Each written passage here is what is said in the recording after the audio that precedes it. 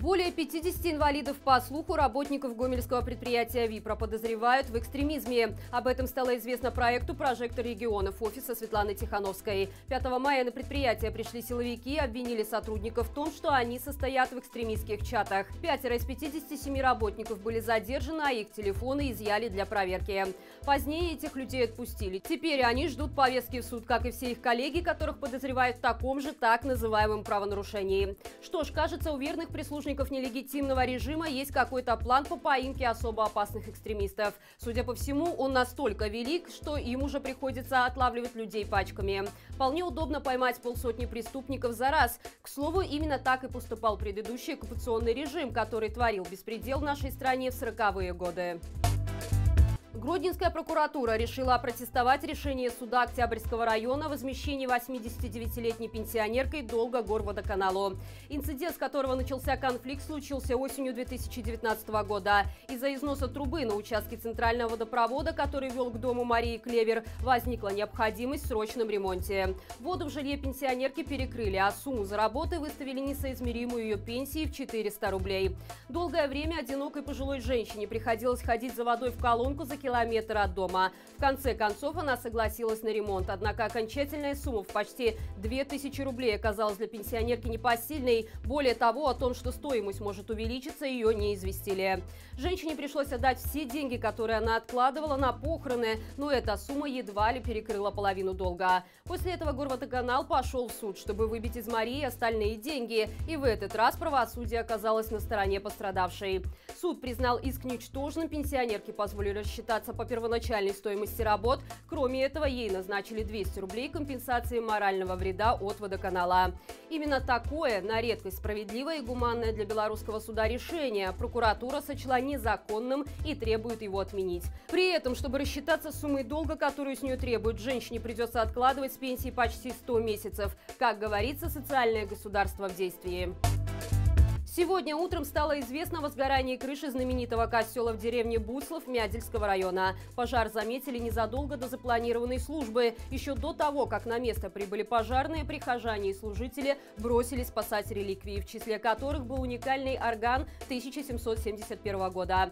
Спасти удалось также знаменитую буцловскую икону Божьей Матери, один из самых почитаемых белорусскими католиками образов Богородицы, подарок Папы Римского Климента XVII. Около 10 утра крыша костела была полностью уничтожена огнем и обрушилась. Потушить весь огонь пожарные смогли только примерно в 11 часов. Отметим, что костел бернардинцев в Буцлове – это уникальный памятник архитектуры эпохи виленского барокко. В 1994 году Папа Римский Иоанн Павел II присвоил храму статус малой базилики, подчеркивающий его важное значение для христианства. В контексте этого происшествия нельзя не вспомнить во многом схожую историю с собором Парижской Богоматери, где 2 года назад также полыхала крыша.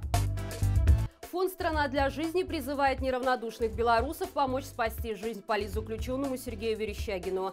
30-летнего гомельчанина задержали 12 августа и жестоко избили. В ноябре суд вынес ему приговор 5 лет лишения свободы, после чего мужчину этапировали в самую суровую по условиям содержания колонию в Глубоком.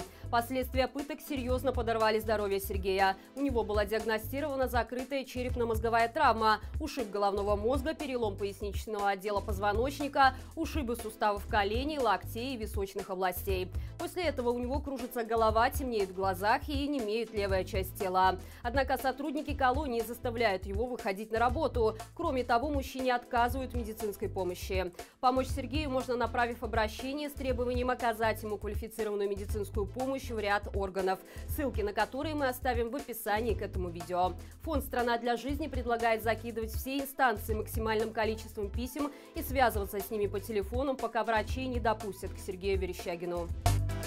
В эту пятницу, 14 мая, начнется процесс по делу студентов, участников мирных акций протеста. Парни и девушки, которым едва исполнилось по 20 лет, выступили за позитивные перемены в белорусском обществе и стали заложниками нелегитимного режима.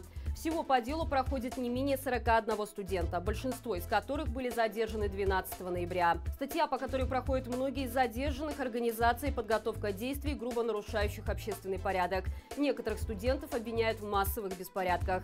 Ситуация вызвала широкий резонанс не только в Беларуси, но и за рубежом. Незаконно задержанных студентов взяли под свое попечительство депутаты Европарламента. Попечительница заключенной Касси Будько, чешский депутат Маркета Григорова, отметила, что в ее стране именно студенты позволили ее поколению 31 год назад жить той жизнью, которой они живут сейчас в свободном демократическом обществе. Первое заседание по делу состоится в суде Октябрьского района под председательством небезызвестной штамповщицы политических дел Марии Федоровой. Начало в 10:00. А пока нелегитимный объявляет всех белорусов, которые не разделяют его политику, экстремистами и террористами. В мире происходит событие, показывающее, что такое настоящий терроризм. Сегодня в Казанской гимназии произошла страшная трагедия. Бывший ученик учебного заведения устроил там стрельбу, в результате чего погибли не менее 9 детей. Еще 18 серьезно пострадали. Маланка выражает глубокие соболезнования родным и близким погибших. И это все на сегодня. Берегите себя и живи Беларусь!